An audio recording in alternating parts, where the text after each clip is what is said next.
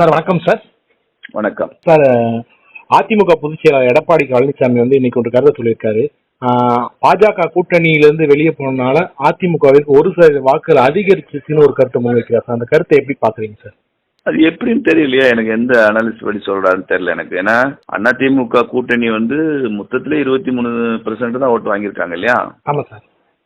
BJP alliance வந்து 18% ஓட்டு வாங்கியிருக்காங்க அலையன்ஸா கூட்டணியா. அப்போ அதிமுக அலையன்ஸே 23% தான் வாங்கியிருக்கிறப்ப எப்படி 1% சீட் எப்படி ஓட்டு அதிகமாக வந்துருச்சுன்னு எப்படி ஏதோ என்ன கணக்கு அது தெரியல எனக்கு.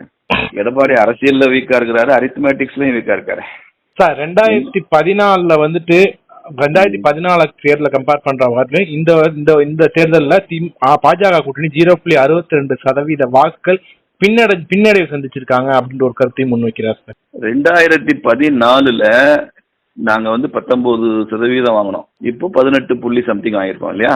ஆமா சார். இப்போ 2014 நாங்க மேஜர் பார்ட்னர் இல்ல அலையன்ஸ்ல. அப்போ விஜயகாந்த் கட்சி தான் மேஜர் பார்ட்னர். 14 தொகுதிகள் போட்டிட்டாங்க. அது மாதிரி மதிமுக, பாமக எல்லாம் எங்க கூட இருந்தாங்க. அப்போ இப்போ வந்து அந்த அலையன்ஸ்ல தேமுதிக ஏடிஎம் கூட போயிடுச்சு இல்லையா? மதிமுக திமுக கூட போயிடுச்சு. அப்போ 2014 எங்க கூட இருந்ததுல 2 அலையன்ஸ் கட்சியும் இல்லாத நேரத்துல அதே அளவு ஓட்டு வாங்கியிருக்கேன். அவரே சொன்ன மாதிரி 0.62% தானே கம்மியா இருக்கு. ஆனா 2014 14 சீட்ல போட்டிக்கிட்டு 9% ஓட்டு வச்சிருந்த டிஎம்டிக்கு விஜயகாந்த் கட்சி அவர் கூட இருக்க. அப்போ எங்களுக்கு எவ்வளவு பெரிய வெற்றி யோசிச்சு பாருங்க. அலையன்ஸ்ன்னு பாக்குறப்போ ஓகே, பட் அதுல இருந்து 2 கட்சிகள் வெளியில போயிருக்குல்ல, வைகோவும் விஜயகாந்தும். அதுக்கப்புறம் நாங்க அந்த 18.6% மெயின்டைன் பண்றோம்ல.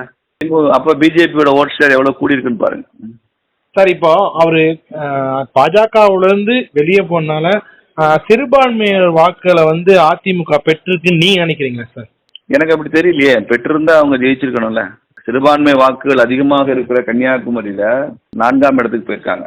எங்க எல்லாம் சிறுபான்மை வாக்கு இருக்குன்னு பாருங்க தமிழ்நாட்டுல. கன்னியாகுமரி, திருநெல்வேலி இல்லையா? ஆமா சார்.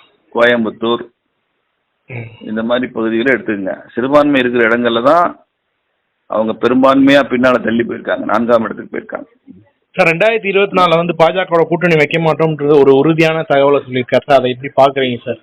26லயா? ஆமா சார், 2026. அது அவங்க கட்சி, அவங்க முடிவு. அதுல நான் கருத்து சொல்றதுக்கு ஒண்ணும் இல்லையா. ஒருவேளை வந்துட்டு 2026 வந்துட்டு கூட்டணி வைக்க விரும்பினால் பாஜக அதை ஏற்குமா சார்?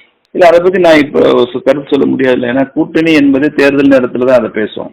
Okay okay. தேர்தல் நேரம் வரும்போது தான் அதை அப்போது இருக்கிற சூழ்நிலையை பொறுத்து தான் முடிவாகும்.